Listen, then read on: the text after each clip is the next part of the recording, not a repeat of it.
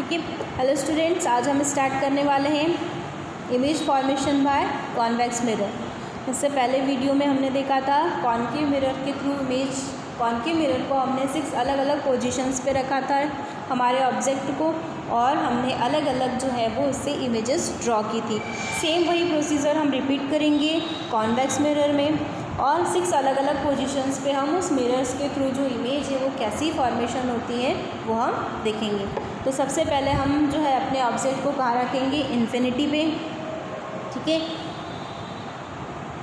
Infinity पे यदि object को रखा जाता है तो जो इमेज ड्रॉ होती है किसमें, कॉन्वेक्स मिरर में, वो कैसी होगी, वर्चुअल और इरेक्ट।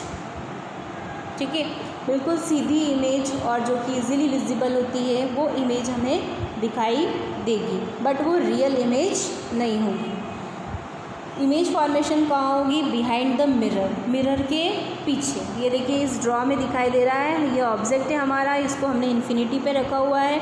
जब लाइट पास थ्रू हो रही है तो जो इमेजेस ड्रॉ हो रही है आफ्टर रिफ्लेक्शन, जो इमेज बन रहा है, ठीक है, वो कहाँ बन रहा है, पीछे, बैक साइड में, बिहाइंड द मिरर, मिरर के पीछे साइड में। देखिए यहाँ पर हमारा जो इमेज है वो बन रहा है, जो कि क्या है, हाईली डिमिनिश, जो कि क्लियरली विजिबल नहीं है, और स्मॉल साइज़ की इमेज जो है वो हमें यहाँ दिखाई दे रही है। ठीक, नेक्स्ट है between the infinity and P, pole और इन्फिनिटी के बीच में यदि हम अपने ऑब्जेक्ट को रखते हैं। ठीक है, कहाँ रख रहे हैं हम अपने ऑब्जेक्ट को, ये पी है यानी पोल है ना, और ये इन्फिनिटी।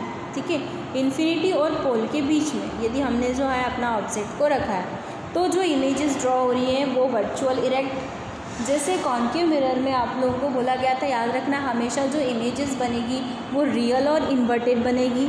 सेम ऐसे ही इसमें जो इमेज बनेगी वो मोस्टली वर्चुअल और इरेक्ट इमेज बनेगी, बिल्कुल सीधी इमेज बनेगी। ठीक है, तो यहाँ पर हमने मिरर को पोल और फोकस के बीच में जब ड्रॉ किया है तो इमेज जो बन रही है वो डिमिनिश्ड बन रही है, बहुत छोटी सी इमेज बन रही है, यहाँ देखिए, है ना। और कहाँ बन रही है, मिरर के पीछे साइड, कहाँ बन रही है, बैक साइड में, किसके बीच में, एफ और पी के बीच में। ये हमारा पोल और ये हमारा फोकस, इनके बीच में हमारी इमेज जो है वो बन रही है, जो कि डिमिनिश्ड है, बहुत स्मॉल साइज़ की है, बहुत कम जो है वो इमेज फॉर्मेशन, छोटी इमेज का फॉर्मेशन हो रहा है यहाँ पर। ठीक है, इसके बाद हम इसके यूजेस देख लेते हैं। कॉन्वेक्स मिरर का यूज़ कहाँ कहाँ किया जाता है। तो convex mirrors are used in a vehicles as a rear view mirrors to see the traffic at the rear side. ठीक है, बैक साइड का जो ट्रैफिक को देखने के लिए जो मिरर यूज़ किया जाता है व्हीकल्स में, वो मिरर कौन सा है, convex mirror. And it is also use as a device to check the thefts in a shop. Shops पर जो कैमरे लगे होते हैं, ठीक है, उस कैमरे में जो मिरर होता है वो कौन सा मिरर होता है, कॉन्वेक्स मिरर। ठीक है, तो ये दो इसके यूजेस हैं, रियर व्यू मिरर्स के फॉर्म में इसका यूज़ किया जाता है, और इसके अलावा इसे थेफ्ट को शॉप्स के अंदर जो है चेकिंग करने के लिए जो मिरर लगाए जाते हैं उसमें भी इसका यूज़ किया जाता है। ठीक है, नेक्स्ट है हमारा, ठीक है, नेक्स्ट टॉपिक है हमारा न्यू कार्टेशियन साइन कन्वेंशंस। कुछ साइन कन्वेंशंस है जिसके थ्रू पता चलता है कि ऑब्जेक्ट में हम किस तरफ जाएंगे, किस तरफ मूव करने पर पॉजिटिव और नेगेटिव इमेज की फॉर्मेशन होने वाली है। ठीक है, तो object is place left to the mirror, यदि ऑब्जेक्ट को हम मिरर से लेफ्ट साइड में रखते हैं, and the pole is taken as origin, तो फिर पोल किस तरफ जाएगा, अपने ओरिजिन की तरफ मूव करेगा। यदि हमने ऑब्जेक्ट को मिरर के लेफ़्ट साइड में रखा है तो पोल किस तरफ मूव करेगा, अपने ओरिजिन की तरफ मूव करेगा। Next, distance to the right of the origin. ठीक है, यहाँ पर मैं देख लेते हैं ड्रॉ, ये हमारा मिरर है, ठीक है, ये इसकी पोल, ये लेफ़्ट साइड और ये राइट साइड। ठीक है, मिरर का लेफ़्ट साइड और ये मिरर की राइट साइड।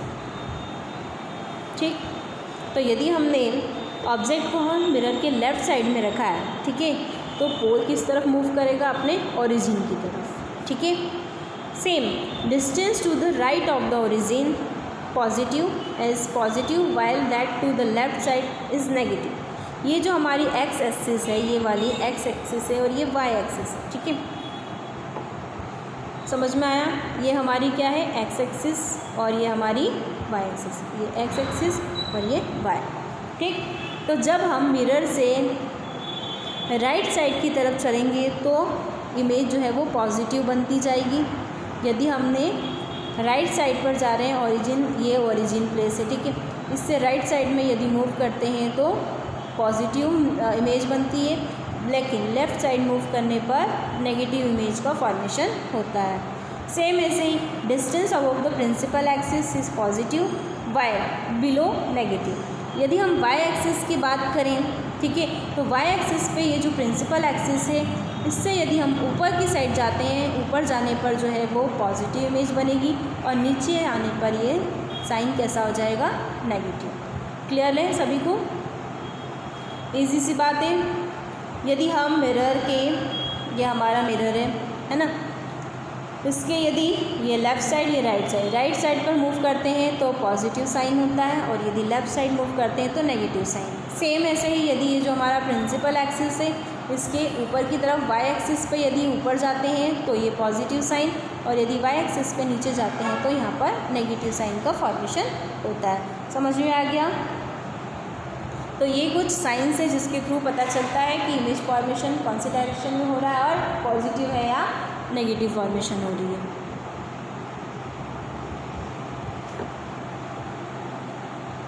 इसके बाद है हमारा मिरर फार्मूला।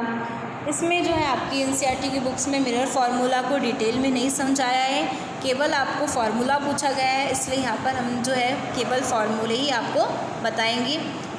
ठीक है, तो वो फार्मूला हमारा है, the mirror formula is 1/v + 1/u = 1/f। ये फार्मूला आपको लर्न करके रखना है। ये फार्मूला पूछा जाता है, चूँकि डिटेल नहीं है तो ये फार्मूला कहाँ से आया है नहीं पूछा है, इसलिए मैंने आपको इसमें डिटेल में नहीं बताया है। तो आपको सिर्फ केवल लर्न करना क्या है, ये फार्मूला।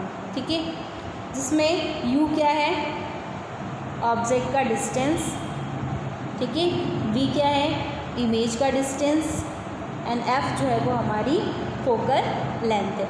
अभी तक जो हमने इमेज फॉर्मेशन देखा है उसमें यही देखा है हमने, ऑब्जेक्ट कहाँ पर रखा है, इमेज कहाँ बनी है और हमारा फोकल लेंथ। तो तीनों से आप अच्छी तरीके से फैमिलियर हैं। तो हमारी u क्या है, ऑब्जेक्ट का डिस्टेंस, v क्या है, इमेज का डिस्टेंस और f हमारी क्या है, फोकल लेंथ। इन तीनों के बीच का जो रिलेशन होता है उसी से क्या बनता है, मिरर फार्मूला बनता है। ठीक है, अब ये u, v और f कौन से लेंस में, कौन से मिरर में कैसे होते हैं, तो हमने यहाँ पे दोनों मिरर लिखे हैं, स्फेरिकल मिरर, कॉन्वेक्स मिरर और कॉनकेव मिरर। ठीक है, तो कॉनकेव मिरर में जो ऑब्जेक्ट का डिस्टेंस है ना, नेगेटिव और ये पॉजिटिव जो मैं है पहले भी बता चुकी हूँ। अभी इससे पहले जो साइन कन्वेंशन बताया उसके अकॉर्डिंग हम पॉजिटिव और नेगेटिव निकाल लेते हैं। तो यदि इसमें ऑब्जेक्ट की पोजीशन जो है वो लेफ़्ट साइड में होगी एक्स एक्सिस के, यानी एक्स है, और ये वाई एक्स एक्सिस के लेफ़्ट साइड में जो है इमेज फॉर्मेशन हो रही है, इसलिए जो ऑब्जेक्ट का डिस्टेंस है वो क्या होगा, नेगेटिव। सेम यही यहाँ पर भी क्या होगा, यदि लेफ़्ट साइड में मूव करेंगे तो ऑब्जेक्ट का डिस्टेंस क्या होगा, नेगेटिव होगा।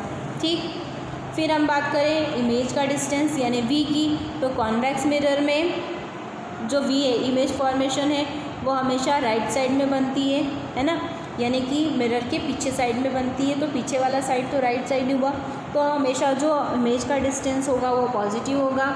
कॉनकेव मिरर में दोनों साइड इमेज बनती है, तो इसमें भी पॉजिटिव और नेगेटिव। ठीक है, नेक्स्ट है f, focal length. Focal length की बात की जाए, ठीक है, तो ये जो f होता है वो हमेशा कॉन्वेक्स मिरर में जो फोकल लेंथ होती है, ठीक है, हमेशा राइट साइड में ही होती है ना। क्यों? क्योंकि इसका इनर साइड तो नहीं होता, रिफ्लेक्शन हमेशा आउटर साइड में होगी। कॉन्वेक्स मिरर की बात कर रहे हैं, ठीक है, तो जो फोकल लेंथ है वो कौन सी साइड में है, राइट हैंड साइड में। ठीक है, तो यहाँ पर जो फोकल लेंथ है वो कैसी होगी, पॉजिटिव होगी, राइट हैंड साइड पर पॉजिटिव और लेफ्ट हैंड साइड पर नेगेटिव। सेम उल्टा होता है कॉनकेव मिरर के केस में, है ना, क्योंकि इसका रिफ्लेक्शन इनर साइड में होता है, तो फोकल लेंथ कहाँ होगी, यहाँ पर, है ना, तो लेफ़्ट साइड में होने के कारण क्या होगा, जो है फोकल लेंथ वो कौन सी होगी, वो नेगेटिव होगी। ठीक है, साइन कन्वेंशन के थ्रू ये आपको याद रखना है। पहले बता चुकी हूँ कि साइन कन्वेंशन में आपको इजी वे में याद रखना है। ये एक्स एक्सिस और ये वाई, एक्स और वाई। एक्स पर जब हम राइट साइड में जाएंगे तो पॉजिटिव हो जाएगा, लेफ्ट साइड में नेगेटिव। सेम ऐसे ही वाई एक्सिस पे ऊपर जाने पर पॉजिटिव और नीचे आने पर नेगेटिव साइन जो होते हैं वो हो जाएंगे। ठीक है, इतना आप सभी को क्लियर है। नेक्स्ट है हमारा मैग्नीफिकेशन। अब मैग्नीफिकेशन क्या होता है? ठीक है, इस मैग्नीफिकेशन को डिनोट करते हैं स्मॉल m से।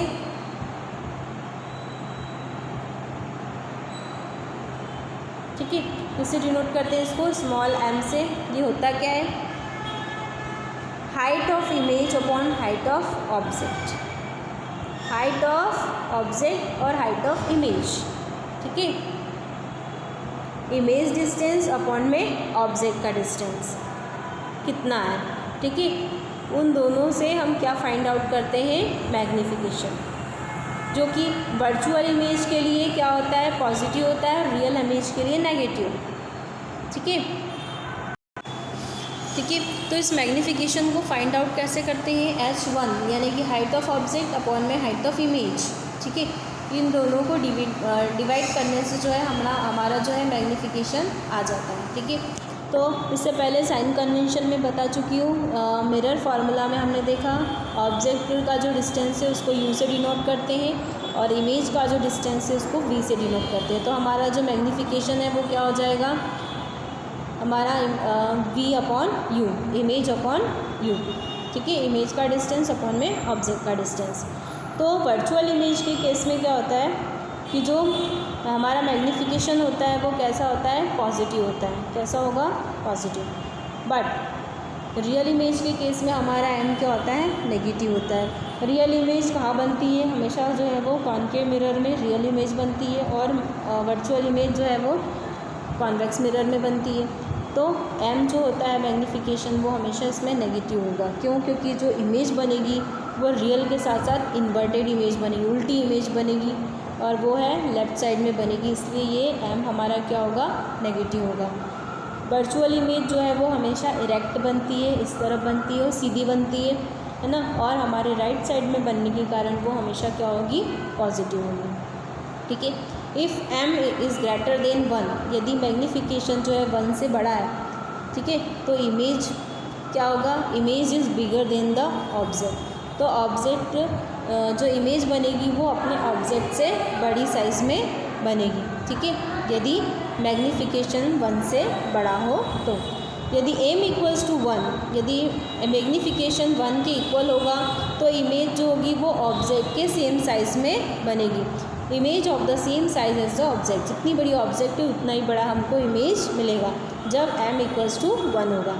m इज़ स्मॉलर देन 1, यदि m 1 से छोटा है तो image is smaller than the object, image जो है वो ऑब्जेक्ट से छोटी बनेगी। ठीक है, इफ़ m इज़ पॉजिटिव, यदि m हमारा मैग्नीफिकेशन यदि पॉजिटिव आ रहा है, दैट मीन्स इमेज कैसी बनेगी? वर्चुअल और इरेक्ट। यहाँ हम बात कर चुके हैं m पॉजिटिव होने पर कैसी इमेज बनेगी? Virtual image. यदि m नेगेटिव है तो हमारा क्या होगा? रियल इमेज बनेगी। ये रहा हमारा m, यदि नेगेटिव है तो हमारी जो इमेज है वो कैसी बनेगी? रियल इमेज बनेगी। क्लियर है सभी को?